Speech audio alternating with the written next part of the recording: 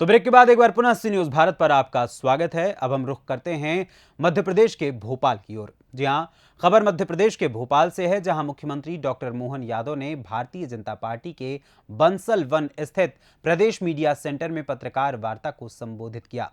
मुख्यमंत्री डॉक्टर मोहन यादव ने पत्रकार वार्ता को संबोधित करते हुए कहा कि सभी तरह के संसाधनों पर हक देश के सभी वर्ग के लोगों का है। कांग्रेस ने मैनिफेस्टो में वर्ग विशेष के लिए संसाधनों पर हक की बात लिखकर निंदनीय काम किया है।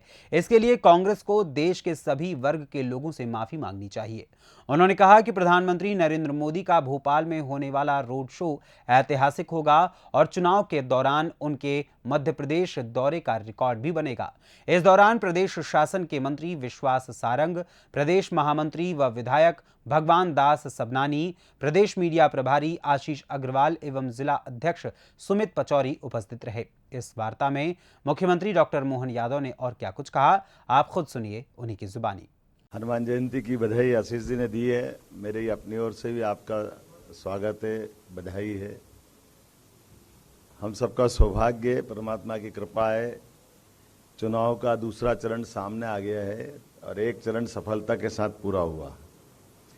यशस्वी प्रधानमंत्री इस दौरे के साथ अभी तक के मध्य प्रदेश में सर्वाधिक बार आने वाले प्रधानमंत्री का एक उनका रिकॉर्ड बन रहा है। ये हमारे लिए सौभाग्य की बात है।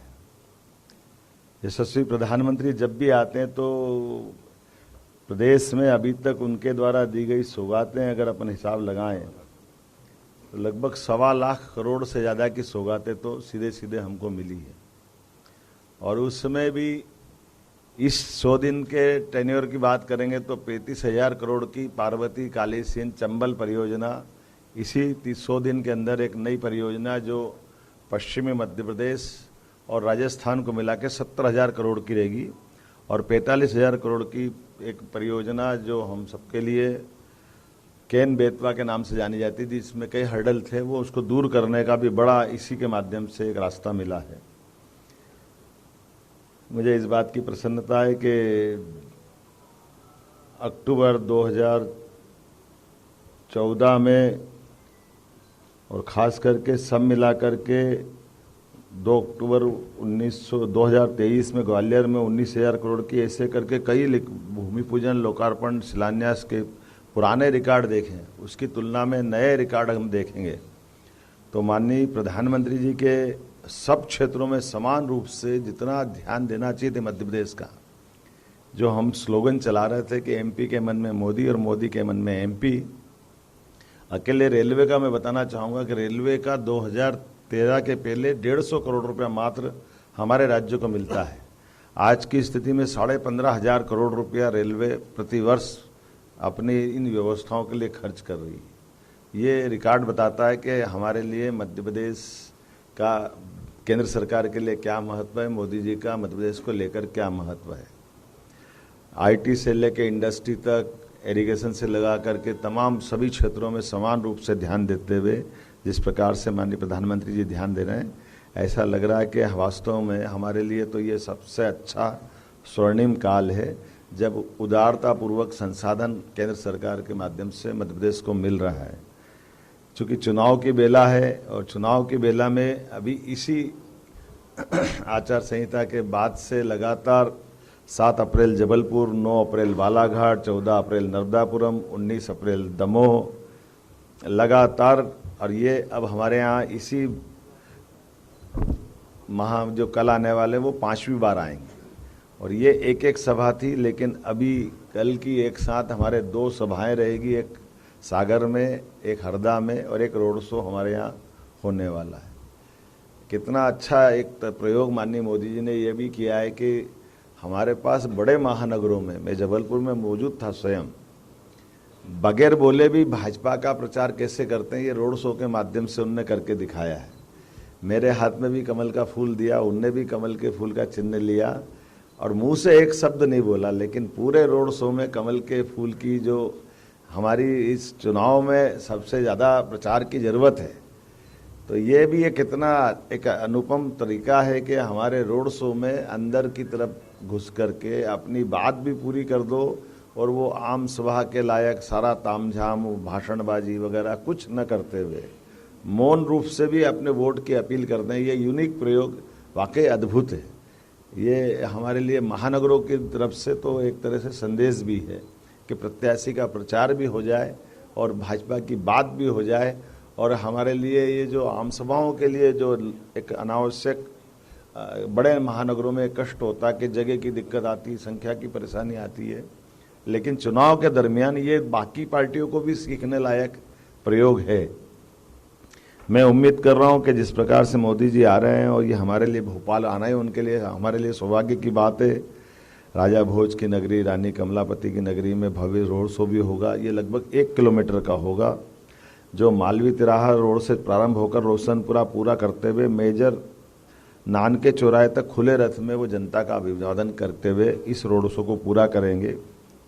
200 से अधिक मंचों पर अलग अलग प्रकार से हमारे माननीय प्रधानमंत्री का अपने नागरिकगण अभिनंदन करेंगे। अपने अपने तरीके से विभिन्न समाजों के लोग, विभिन्न कलाकार, साधु संत, सभी प्रकार की तरह से जो एक हमारी भव्य परंपरा रही है अतीत में मध्य प्रदेश की, उस परंपरा के हिसाब से हम बहुत भव्य पुष्प वर्षा के साथ माननीय प्रधानमंत्री का स्वागत करेंगे।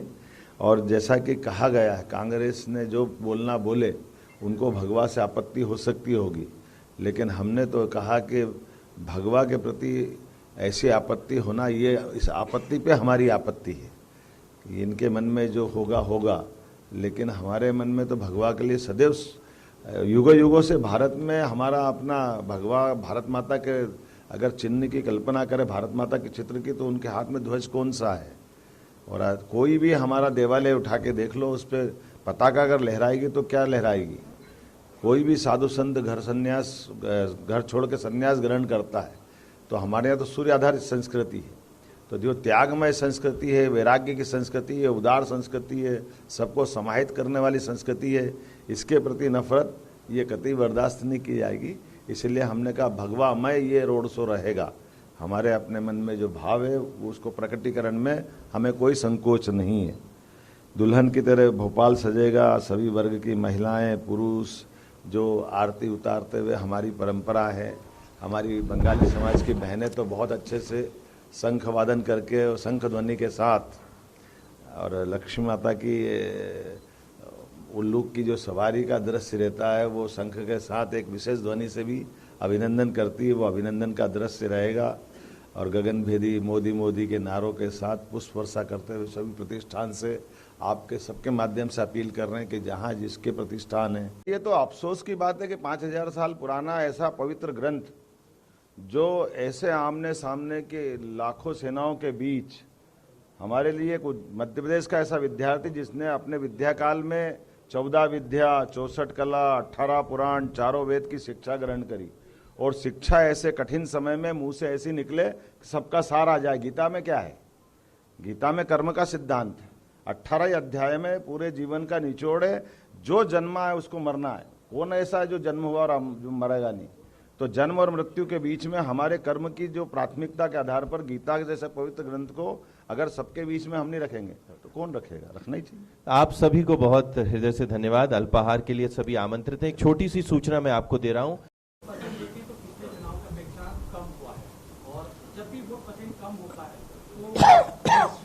कांग्रेस को फायदा होता है और ज्यादा होता है तो कांग्रेस बीजेपी को फायदा होता है। ये जो कम हुआ है इसके पीछे क्या वजह क्या है? देखो, मैं दो तरह से इसकी बात का जवाब देना चाहूँगा। एक तो वर्तमान के समय में बजाय कोई और बात देखे, प्रशासनिक दृष्टि से जो मेरी बात ध्यान में लाई गई है कि ये हमारे लग्न सरे का समय था, शादी ब्याह बहुत ज़्यादा थी, और पिछली बार चुनाव उस सेक्टर में मई में हुए थे, अभी अप्रैल में हो गए। तो फसल कटाई का समय भी यही है, तो लोग अपने अपने फसल कटाई में भी लगे हैं, लग्न सरे में, शादी ब्याह में भी लगे हैं। अलग अलग प्रकार की कई क्षेत्रों में मान के कार्यक्रम चल रहे हैं जो वर्षा काल के पहले पहले हो जाते हैं। तो कोई कई कारण है जिसके कारण से इस पे ध्यान गया। लेकिन उसके उल्टे कांग्रेस बीजेपी की अगर बात करोगे तो रिकॉर्ड बता रहा है कि चुराट में हमारी विधानसभा नहीं है, लेकिन सीधी जैसे सबसे ज़्यादा वोटिंग होने वाली लोकसभा की बात करेंगे तो एवरेज हमारी बाकी विधानसभा में 8, 10, 12% वोट कम गिरा है, लेकिन अकेले सीधी में 20%, चुरट में 20% ज़्यादा कम गिरा है। तो कांग्रेस को फायदा है कि नुकसान है, कांग्रेस डिसाइड करे। रुपेश जी। हाँ बोलिए। कांग्रेस के प्रदेश अध्यक्ष जीतू पटवारी का कहना है कि कांग्रेस के प्रदेश अध्यक्ष जीतू पटवारी का कहना है कि जो भी नेता बीजेपी में आ रहे हैं, जैसे इंदौर से संजय शुक्ला है, छोटा 140 करोड़ का नोट छोटा प्रश्न। और इसके बाद अमरवाड़ा से जो विधायक है उनकी पत्नी ठीक है। 25 करोड़ का भ्रष्टाचार का आरोप है, लोकायुक्त में जांच चल रही है, तो अपने केस के खात्मे के लिए आप मैं आपसे ये पूछना चाहता हूँ, उनने तो इसके अलावा भी बोला है जो आप नहीं बोल पा रहे हैं। वो कह रहे वो सारे बेईमान, भ्रष्टाचारी और जाने क्या क्या शब्द बोले गए जो मुझे बोलने में भी शर्म आ रही है। वो सब बीजेपी में जा रहे हैं। अब मैं आपसे प्रश्न पूछता हूँ उनके माध्यम से, जिनके लिए आपने बात कही। विक्रम हाके हमारे पास आए थे महापौर, वो वापस उनके पास गए, तो हमारे पास तो उनने ऐसे भेजे थे, तो फिर वापस वो कैसे ले रहे हैं उनको, जिनको वो गालियां दे रहे हैं? अब ये उनके सोचने का विषय है कि हमारे सोचने का विषय है? मकरन जी।